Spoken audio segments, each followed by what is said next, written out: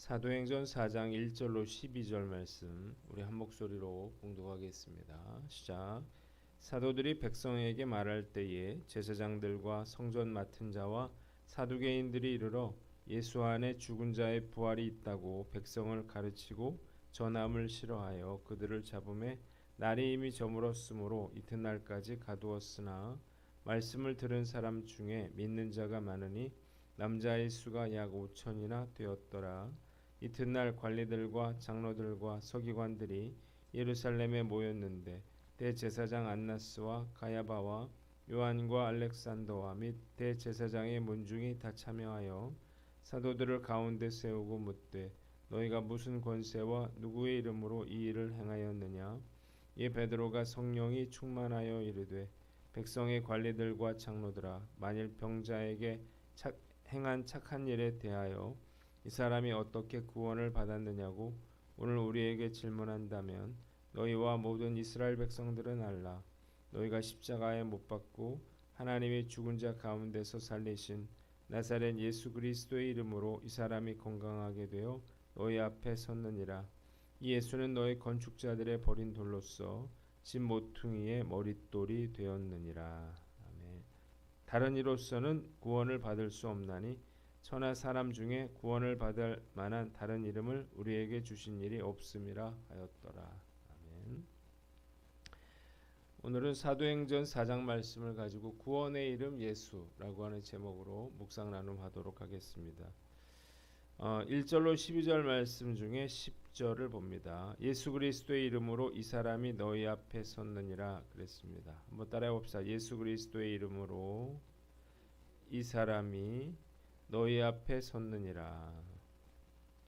자, 성전 미문에 안진뱅이를 일으킨 사건으로 인해서 베드로와 요한은 제사장들과 성전 맡은 자와 또 사두개인들에게 붙잡히게 됩니다.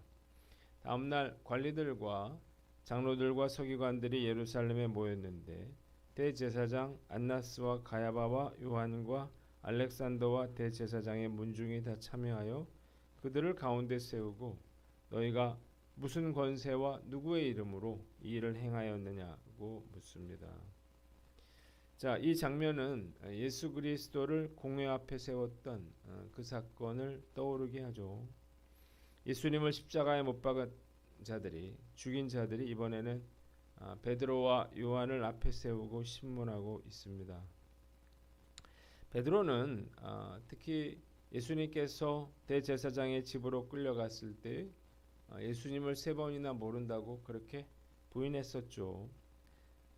다시 한번 절체절명의 그런 위기 상황에 처하게 되었습니다. 자, 이런 절박한 상황 가운데서 베드로가 어떻게 했습니까? 성령으로 충만하여 담대하게 예수 그리스도와 부활을 선포하면서 예수가 버린 돌로서 집 모퉁이의 머릿돌이 되었다 그래요. 뿐만 아니라 다른 이로서는 구원을 받을 수 없나니 천하 사람 중에 구원을 받을 만한 다른 이름을 우리에게 주신 일이 없다 이렇게 일갈합니다. 자, 오늘 본문을 통해서 우리가 깨닫는 교훈이 있는데 첫 번째, 핍박과 반대를 이겨내라는 것입니다. 한번 따라해 봅시다. 핍박과 반대를 이겨내라. 유대 지도자들은 베드로와 요한이 예수 안에 죽은 자의 부활이 있다고 백성들을 가르치고 전함을 싫어하여 그들을 투옥시켰습니다. 이유가 뭔가요? 사도들의 입을 틀어막기 위함인데 그들은 베드로와 요한의 간증으로 예수가 하나님의 아들로 또 메시아로 전파되고 부활의 복음이 널리 전파되는 것을 두려워했습니다. 그래서 이것을 싫어하고 미워하고 핍박했습니다. 그러나 베드로는 이에 굴하지 않고 담대하게 복음을 전하고 있는 것입니다. 우리가 전도할 때 사단의 방해와 또 역사가 있다는 사실을 알아야 합니다. 왜 전도할 때 이런 어려움이 생기나요? 전도가 영적인 전쟁이기 때문이에요.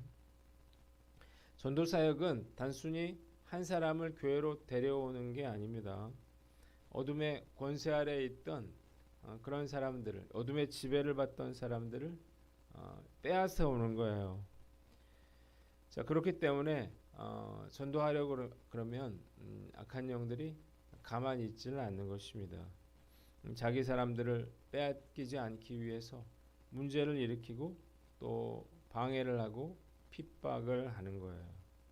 그러나 우리가 알아야 할 것은 악한 세력은 결코 이 전도자를 이길 수가 없다는 것입니다. 이유가 뭐예요? 예수님이 그와 함께 하시기 때문이죠. 유대 종교 지도자들은 베드로와 요한을 옥에 가두었지만 결국 아무런 해도 입히지 못하고 풀어주게 됩니다.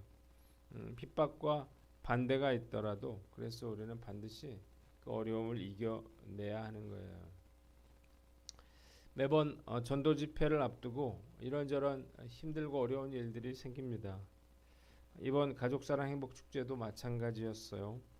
어떤 때는 너무나 두렵고 또 낙심이 되어서 포기하고 싶은 그런 때도 있었습니다.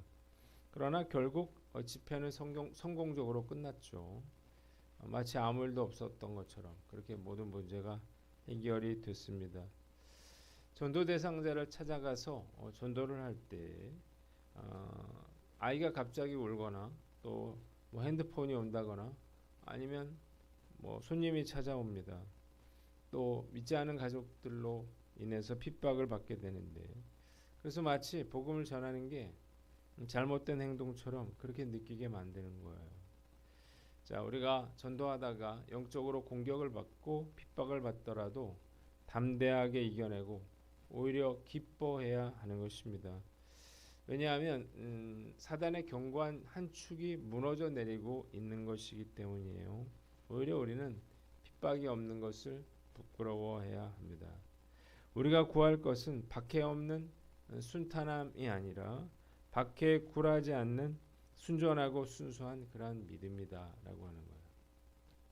11월에도 새생명 행복 축제가 있는데 어떤 어려움이 있더라도 우리가 핍박과 어려움들을 담대하게 이겨내는 저와 여러분들 되시기를 주님의 이름으로 축원합니다.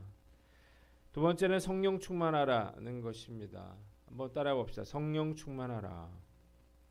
자, 베드로가 오늘 말씀해 보니까 성령으로 충만하여 담대하게 이 복음을 증거하는 것을 보게 됩니다. 아까도 말씀드렸던 것처럼 예수님이 이 자리에 끌려와서 십자가에 못 박혔거든요. 베드로가 그 자리에 있었어. 예수님을 3번씩 모른다고 부인했던 사람인데 그런데 오늘 말씀 보니까 어떻게 했습니까? 정말 담대하게 그렇게 선포하고 있는 거예요. 그 이유가 뭐예요? 그가 성령 충만했기 때문입니다. 성령 충만하면요 고난과 어려움이 있어도 이겨낼 수 있습니다. 우리가 왜 두려워하고 염려하고 걱정하는가? 바로 성령 충만하지 못하기 때문이에요. 성령 충만하지 못하면 그런 모든 것에 자신이 없어집니다. 그리고 만만해 보이죠. 사단의 공격을 받고 무시당하고 쫓겨가고 멸시받습니다. 그래서 별 볼 일 없는 그런 사람이 되는 거예요. 그러나 성령 충만하면 중요한 사람이 되고요. 영향력이 생기고요. 상황을 주도하게 됩니다. 당당하게 돼요. 그 어느 것도 그 사람을 꺾을 수가 없는 거예요. 기도와 말씀의 최우선 순위를 두고 우리가 성령의 은혜를 구해야 되는 것입니다. 자, 성령으로 충만해지면 왜 이렇게 되는가? 왜 이런 전혀 다른 사람이 되는가? 다른 행동을 하게 되는가? 이걸 에베소서 5장 18절에 보면요. 술 취함에 성령을 비유하고 있습니다. 사도 바울이 이 성령 충만함을 술 취함에 비교한 이유가 있어요. 공통점이 있기 때문입니다. 자, 성령 충만하면 술 취하면 첫째로 말수가 늡니다. 평소에 말 한마디 없던 사람도 술 마시면 말이 많아지잖아요. 한 얘기 또 하고 한 얘기 또 하는데 이래서 사람들이 싫어하죠. 성령 충만도 마찬가지예요. 성령으로 충만해지면 마음이 기쁘잖아요.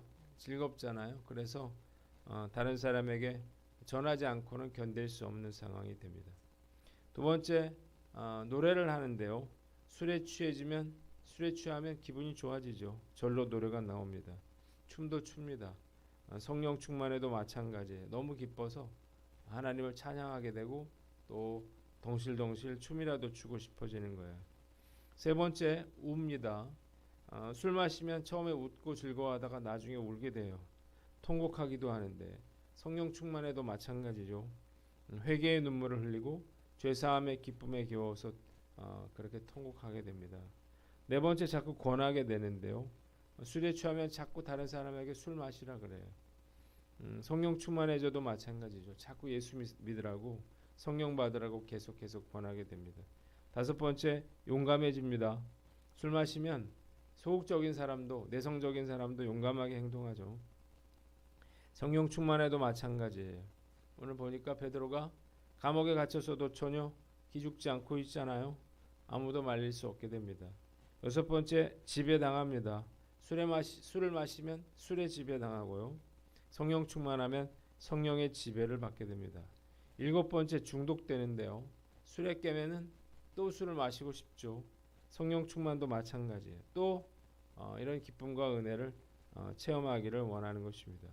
여덟 번째, 냄새를 풍긴다는 건데 술 마시면 술 냄새가 나요. 자기는 술을 안 마셨다는데 멀리서부터 술 냄새가 납니다. 성령 충만하면 그리스도의 향기가 나게 되어 있습니다. 말하지 않아도 성령 충만한지 아닌지를 알 수가 있게 되는 거예요. 말씀 묵상하면서 와, 이렇게 성령으로 충만했던 때가 그립다는 생각이 들어요. 그리고 어떻게 하면 다시 성령으로 충만해질 수 있을까? 그런 생각이 듭니다. 제자들이 마음을 다해서 기도할 때 불의 혀 같은 성령이 임하셨고 성령의 충만함을 받았죠. 그래서 이렇게 담대하게 복음을 전하고 있는 것입니다. 오늘 난 어떤가요? 우리가 형식적이고 습관적인 기도에서 벗어나서 우리가 성령의 충만함을 사모하며 우리가 기도의 전심전력을 다해야 하는 것입니다. 성령님을 초청하고 성령님을 의지하고 성령의 그런 능력을 우리가 믿고 구하면 하나님께서, 우리 주님께서 우리에게 성령의 놀라운 능력을 부어주시리라 믿습니다.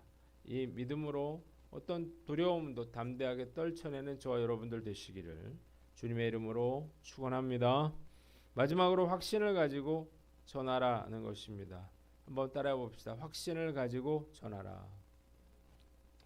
베드로와 요한이 목숨을 걸고 전도했던 이유는 바로 오직 예수 이름으로만 구원받을 수 있다고 하는 그러한 확신이 있었기 때문입니다. 그들은 무엇이 옳은 것인지를 분명히 알고 있었습니다. 그래서 자신들을 위협하며 복음을 전하지 못하도록 그렇게 강요하는 사람들에게 너희의 말을 듣는 것이 하나님의 말씀을 듣는 것보다 옳은가를 판단해 보라 그래요. 베드로와 요한은 예수 그리스도의 부활을 증거하는 것이 하나님의 뜻이라고 하는 것을 확신하고 있기 때문에 이렇게 담대하게 복음을 전하고 있는 것입니다. 많은 성도들이 전도는 어렵다, 또 안 된다 이렇게 생각하는데요. 전도가 뭐 어려운 건 사실이겠지만 안 된다는 말에는 결코 동의할 수 없습니다. 왜냐하면 지금 이 시간에도 수없이 많은 사람들이 전도되고 있기 때문이에요. 우리가 이 확신이 있어야 좋은 전도자가 될 수 있습니다. 전도한다고 되겠습니까? 반드시 됩니다. 예수님의 죽으심과 부활하심을 전하면 반드시 구원받는 사람들이 생기는 거예요. 이 확신을 가지고 우리가 전도해야 하는 것입니다. 가장 확신을 가지고 말하는 사람 중에 한 사람이 바로 쇼호스트 이런 사람들이죠. 홈쇼핑 같은 데서 물건을 설명하고 판매하는 사람들인데 한때 그 유명 그런 스타 호스트 한 분이 방송 중에 욕설을 했다는 이유로 영구 퇴출이 되기도 했는데 이분이 그 1분당 1억녀라고 이렇게 불렸다 그래요. 별명이 완판 신화의 아이콘이었는데 이런 쇼호스트들의 그런 영향력이 막강하죠.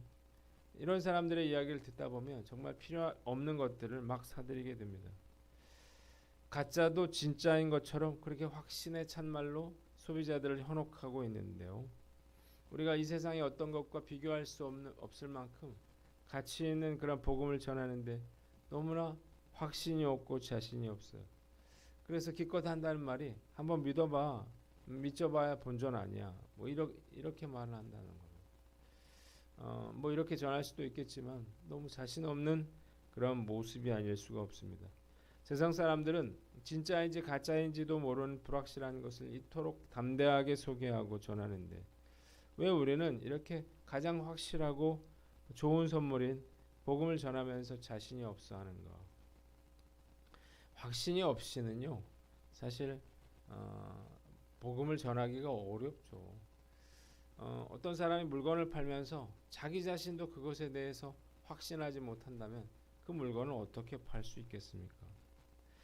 자, 세상에 좋다는 것들은요, 사실은 1년도 못 가서 쓸모가 없어지죠. 그러나 예수님의 복음은 지난 2000년 동안 놀라운 기적의 역사를 일으켰습니다. 오늘 난 어떤가 우리가 한번 살펴보고요. 복음을 전할 때 이 확신을 가지고 복음을 전함으로 믿음으로 많은 영혼들을 그리스도께로 인도하는 저와 여러분들 되시기를 주님의 이름으로 축원합니다. 기도하겠습니다. 하나님 아버지, 어떤 방해와 핍박이 있더라도 하나님 믿음으로 물리치고 확신을 가지고 복음을 증거하게 하여 주시옵소서.